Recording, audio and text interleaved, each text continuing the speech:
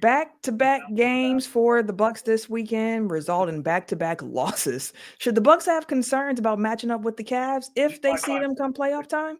All that plus more on today's episode of Locked On Bucks.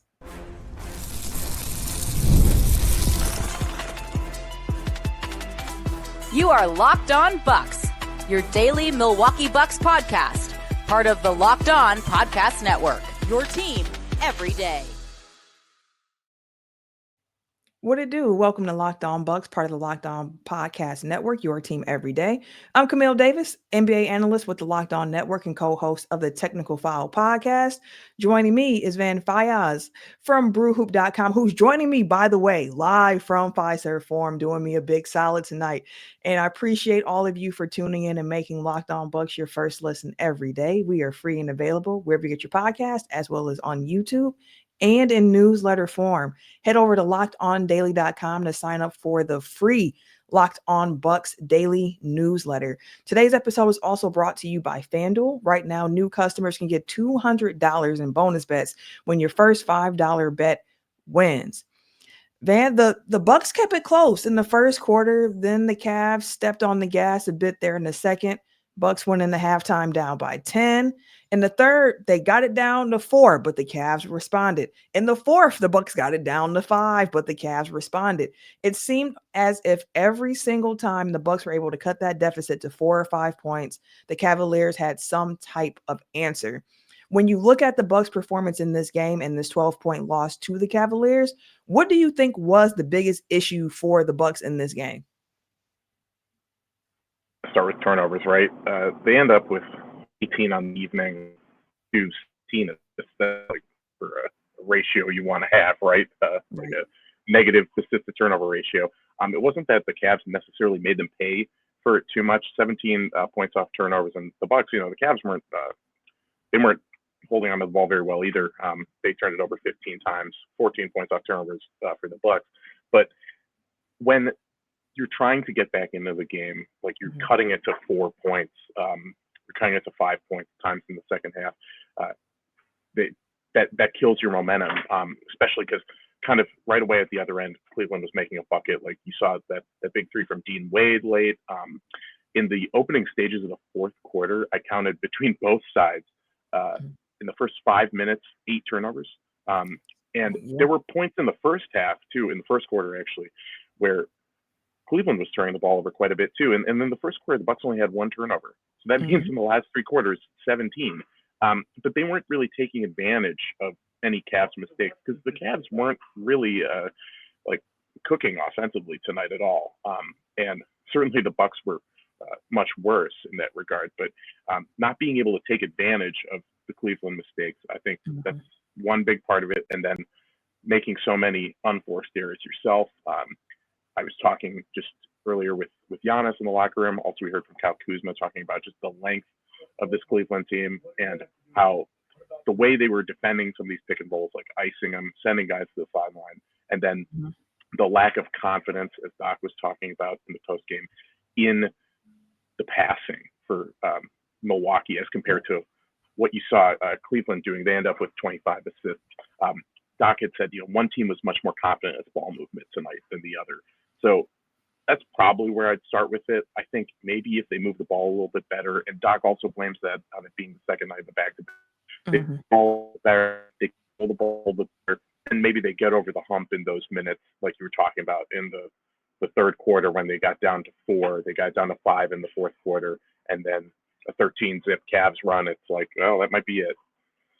Yeah, truly. I'm glad you mentioned the turnovers here for the Bucks along the way for this one. The offense is what stood out to me really big time in this loss to the Cavaliers because look at the raw shooting numbers. I mean, the Cavaliers went 19 of 47 from 3. The Bucks went 9 of 31. When the other team hits 10 more threes than what you're able to do, that's a 30-point hole that you're looking at right there. It's hard to overcome that. But what really stood out to me was the quality of the shots and how those threes came about and how they looked. The Cavaliers, we know, really solid defensively. They can throw a lot of length and size at any other team. The Bucks have been a team that's tried to use their size and physicality as well over opponents, but the Cavs is one of those teams that can also outbig you along the way with just the way that their lineup is constructed. And when they were creating their 3-point opportunities, you saw it because they were able to drive, kick, move the ball, get the Bucks defense into scramble positions, and take advantage of the Bucks not being able to continue rotating properly on defense. They got such a high quality of look from three on the shots that they did get in comparison to the Bucks, where the offense felt like it was cumbersome at times, like it was trying, like it was difficult.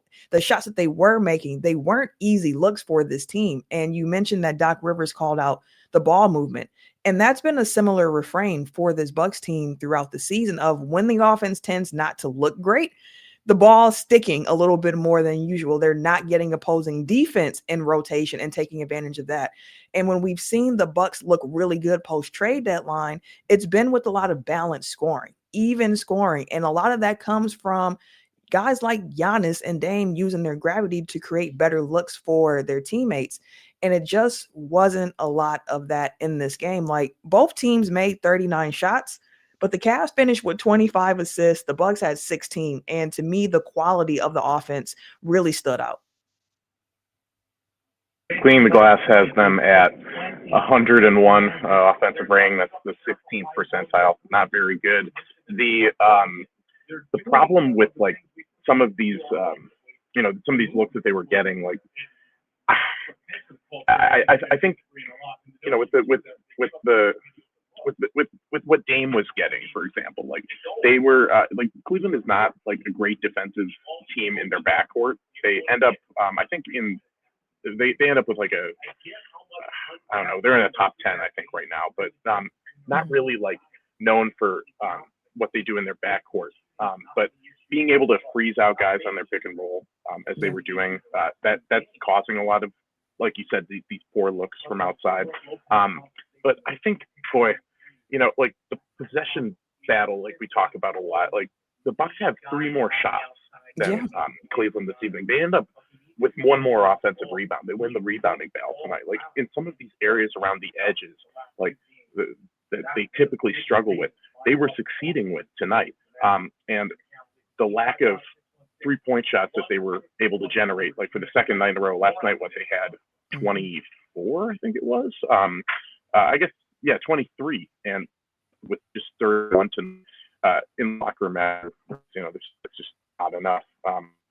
And I think there's that's partially to blame on like lack of aggression too. Like Doc was saying, even that Kuzma has to be a little bit less selfless, a little bit less unselfish. A little bit more selfish. Okay.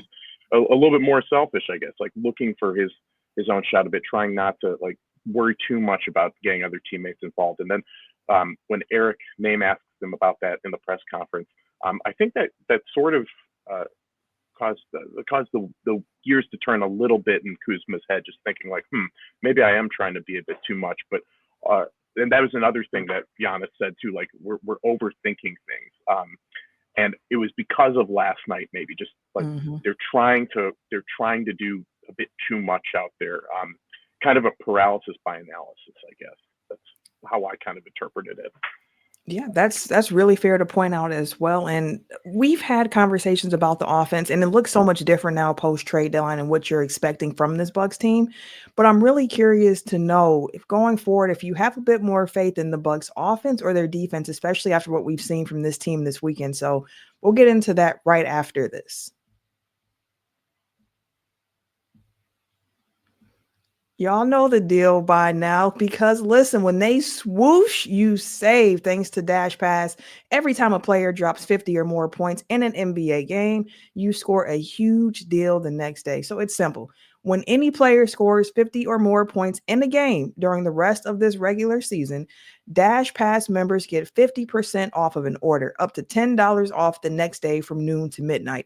And you can take advantage of that deal in a few different ways. It can be need a lunch the very next day. You get that Dash Pass, get your favorite meals with no delivery fees and reduced service fees. And then again, you can save more with this NBA offer. It can be late at night. You can get you some dinner or something like that, but Dash Pass is the way to go. So make sure that you sign up for Dash Pass and be ready to save, because when any player scores 50 or more points in the game, Dash Pass members get 50% off of an order the next day, up to $10 off. So just use the promo code NBA50 from noon to midnight after a 50-point game on eligible orders at participating merchants. Must have an active Dash Pass account. Terms apply. Visit DoorDash to learn more.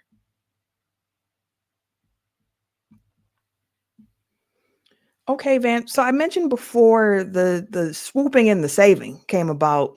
That I'm just curious to know if you have more faith in the Bucks offense or their defense, because we have seen the Bucks defense by the numbers look better than the Bucks offense. We have seen after the trade deadline what the Bucks are leaning more into with the versatility that you can have by having a 6'10 Kyle Kuzma out there, having some more athletic players, being able to use Jericho Sims a bit more defensively with his versatility and ability to switch a lot more than other bigs have been able to do on this Bucks team. So when you look at the offense, which during this win streak coming out of the break where they were 7-1, I believe it is, you saw like those Kuz plus bench lineups really going to work. Kevin Porter Jr. going to work, even in the games that they did not have Gary Trent Jr. Bit him a bit in the butt against the Magic, but other than that, they were able to find a way. Do you have more faith in their offense or their defense? And for the one you have the least amount of faith in, what would you need to see change to get more faith on that side of the ball? Defense, Camille. I think tonight, looking at what Cleveland did, you have to feel a little bit better about it. This is the number one offense in the league, 123.8 offensive rating on clean the glass, and holding them to 112 points tonight. That's a 113 offensive rating, so really average. I think that's nice, but also looking up and down the box score. No Cavalier had more than 17 points. Max Strus, who had a really big first half, he ends up with 17. But he didn't score for the final, 21 minutes of the game. He made his last bucket just before the 9-minute mark of the third quarter.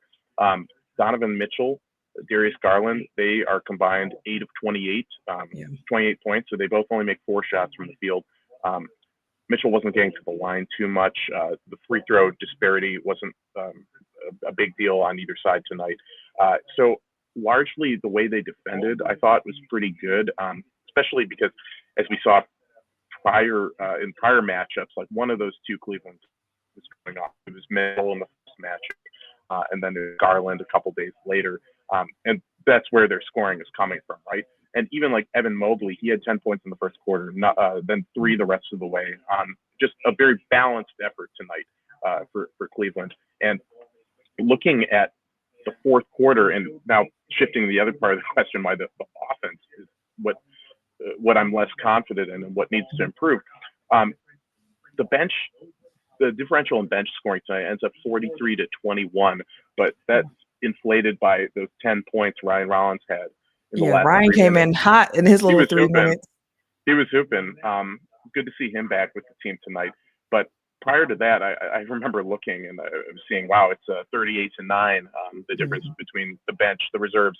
And there's just every Cav off their bench scored at least 5 points. Coro, the only one who had 5. And then you have Dean Wade, Ty Jerome, and NBA champion Sam Merrill with 9 points. And some of their threes were making, like Wade, and it was 3 for 3. Merrill 3 for 5. Those were the guys who were making them pay as well, especially in that second half. So Gary Trent being back, like he missed 2 games. He finishes 1 for 9. Maybe he needs another game or so to get back. He had right knee hyperextension. He comes into today as probable. And he was on kind of a heater the past few weeks. I think he had 3 of his last 4 games coming into today, at least. He was in double figures and shooting the ball really well from deep. But having him back, I think right now he's the Bucks' best point of attack defender. I thought he did a pretty good job when he was out there dealing with either Cleveland ball handler. So, yeah, and talking with Giannis after the game, and we'll get into this a bit more, but he didn't really seem to think that this team, this Cavs team that he was facing, he didn't feel them to be very different than that team that they very nearly beat twice in the opening weeks of the season. One time without Giannis. This is they score a ton of points. Obviously, like I said, they're the best team in the league offensively, and that's the best team in the league. And if the Bucks are able to have this kind of defensive effort against them, like any game in a playoff series will have a chance. But if they are like, obviously the shooting, big problem. You go 9 for 31. If the other team makes 10 more threes, it's going to be very difficult to win. And it's kind of remarkable that they only lost by 12, being outscored by 30 from the 3-point arc, right? So I think what they need to do, and this is a little bit easier now, given the personnel that they have, is they need to find a way to figure out Cleveland's length. I already kind of touched on this, but if this is a team they see in the postseason, even with now Jericho Sims and Kyle Kuzma giving you a lot more length in that front court. You'll have Bobby Portis back by then. You have some more explosive scoring off your bench now with Kevin Porter Jr. You have Trent and Green still. If they find a way to, deal with some of these closeouts, like these really good closeouts that Cleveland was able to throw at them, like icing them, getting them to the sidelines. If they can find a way to deal with that, like as a long team that like Cleveland has, and as a long team that they are themselves, that would go a long way in being able to beat this team. I think that's what teams probably struggle with the most against Cleveland at this point. So, yeah, I think offensively speaking, like if we're talking more broadly, like specifically in this matchup, dealing with like longer defenses, but because you feel like a little more confident in the 3-point shooting being there on most nights with the second best 3-point shooting team in the league. So I guess it's just a matter of being able to create better shots and maybe make better entry passes and be able to find your way to the rim a bit more against a long team, against athletic and lengthy defenders. That's what I would go towards. Yeah, and I think all that's fair. I want to definitely dive a bit more into that Bucks-Cavs matchup and what that might look like come playoff time. But when I'm thinking about the Bucks defense, and this is a game where you saw them even amidst that have some defensive breakdowns. You saw a few possessions there where they're looking around at each other, or the person who's on ball is playing too tightly and everybody else is hugging their or offensive person as well. And then it's just no help side defense, or you see the overhelp happening when the Cavs were able to get the Bucks into scramble rotations, and how the Cavs were able to take advantage of that. And that said, like the defense, I still have a bit more faith in at this time, because I think for the Bucks offense to really be clicking, we know that a lot of it's going to be driven by what Giannis and what Dame can do. They're going to be the engines offensively for this team, but it's also going to come down to how many easy looks can the Bucks create for the others on the team.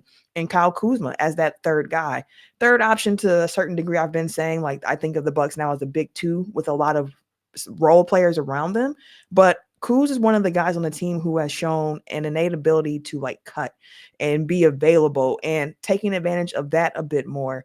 We did see in this game with, Sims out and with the Bucks looking to keep Brooks' minutes a bit lower, some Jericho, Sims, Giannis on the court together lineups, and the Cavs just completely ignored Sims, which is what a lot of people thought would happen. So this was one of those games too, where it's like a Bobby Portis would have been a nice option to be able to have. And there's been some foolish conversations around the team about how they've been so much better without Bobby Portis. And look, I think Bobby presents a very needed skill set for this team, given the lack of shot creation throughout the roster. Just somebody who can go and get you a bucket. We know he can rebound.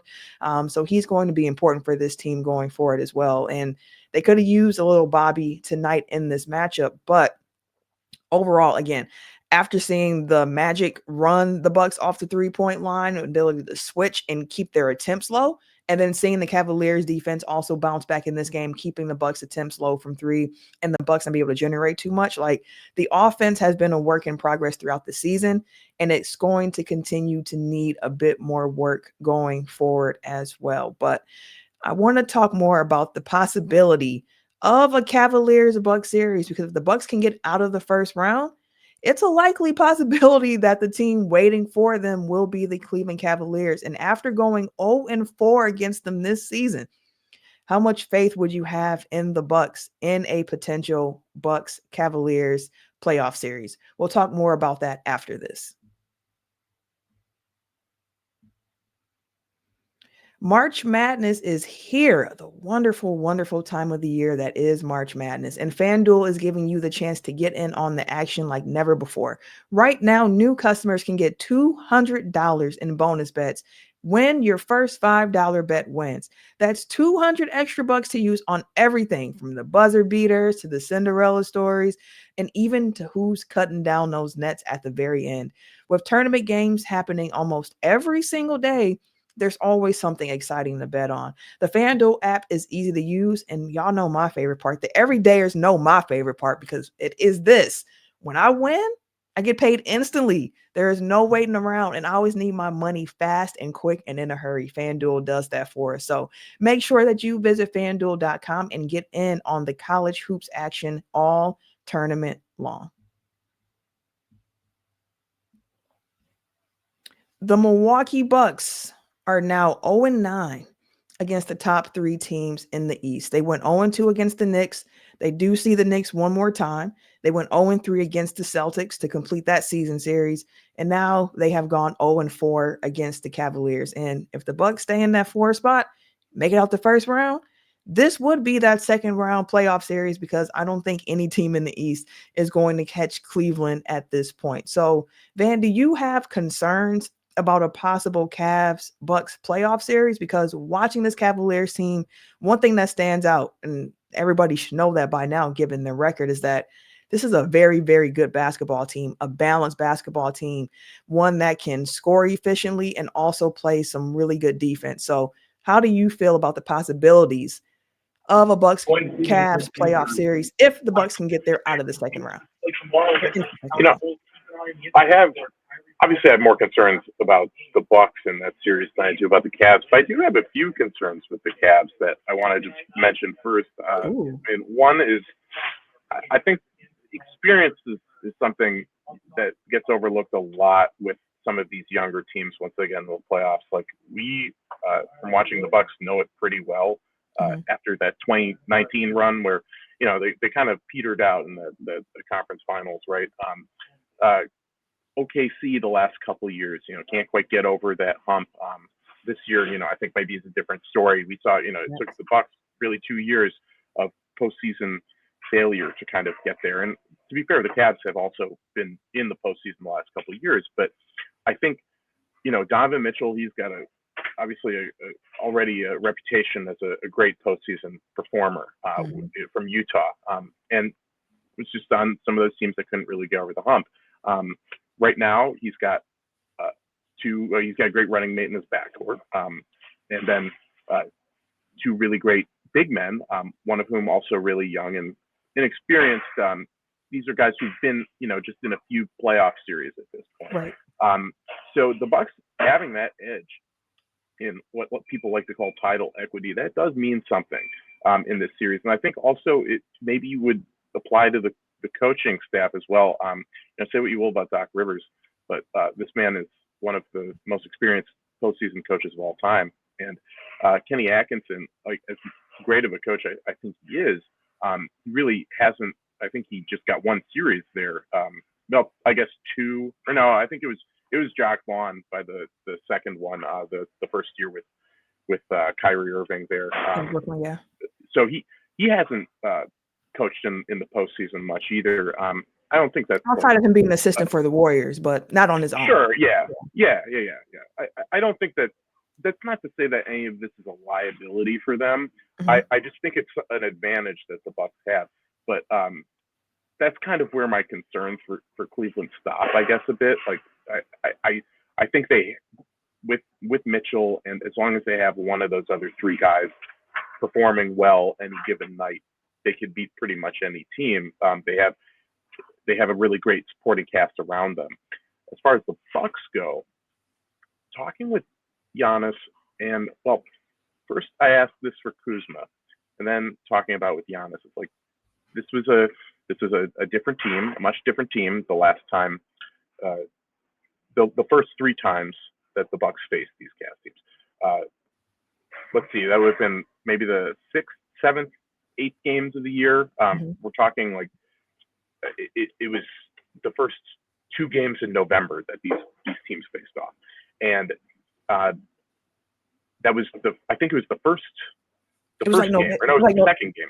Yeah, because like November 2nd, November 4th, they were like really close together, and they saw them in December after the NBA Cup. Yeah, it was a Saturday and a Monday, and the second game of that was the first time we saw AJ Green really in the rotation. Period. And I believe that was also the first night that Andre Jackson Jr. was starting.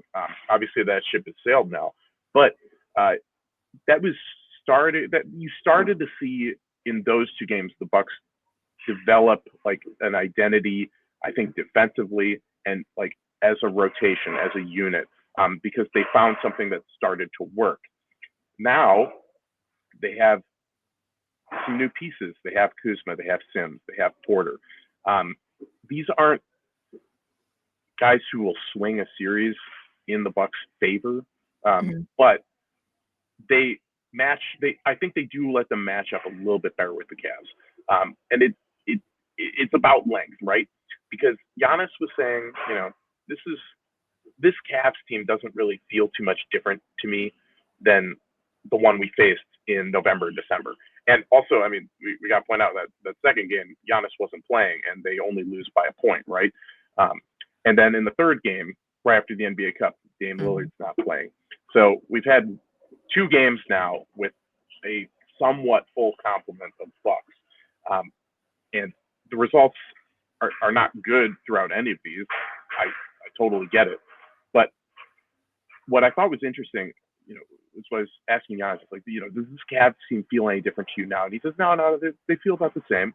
But I said, no, actually, what I'm trying to ask you guys, like, do you, like, as someone on the Bucks, do the Bucks feel different, like, playing against these Cavs now, like, as compared to at the beginning of the year? And he also said, no, I actually don't think so. I mean, with maybe it's because he sees the same kind of advantages and disadvantages now as he did then. Right. Even though maybe you or I might think they match up a little better, it's not as if they're like. I think they're a better matchup for them than at least 1 or 2 of the other top teams in the East. And part of why I'm saying this is because I do see a bit of confidence in Giannis right now. Like when I was asking him that question, just reading his facial expression, listening to his voice, I thought he was. This is surprisingly like I thought he was in a pretty good mood after this loss. Like I've been in the locker room with him sometimes after a loss. Like he can be pretty dismal. And, he hates to lose. He wants to win. Yeah, he wants to win as much as possible. But I thought his spirits were a lot higher after this one than I was expecting them to be. And I just detected this kind of an air of confidence when I was asking these questions. So I think that's important. I mean, obviously, like he's a confident dude, but he was saying, if we just play our game and we execute, like we can beat these guys. He seemed to have no real doubt about it. So that's something, right? It's definitely something, and I think execution is a big part of it. Second night of a back-to-back, that does factor into some degree. Come playoff time, there will be no situations where you have to play back-to-back games, so you won't have to worry about that. But again, the Bucks just have to be sharper. When you're playing against good teams, good competition, your room and margin for error is slim. And against the Cavaliers, it's very slim. And you saw it how the Bucks weren't able to win along the margins. We talked about the 3-point shooting. We talked about defensive lapses, turnovers. Like you just have to make sure that you continue to win around the edges.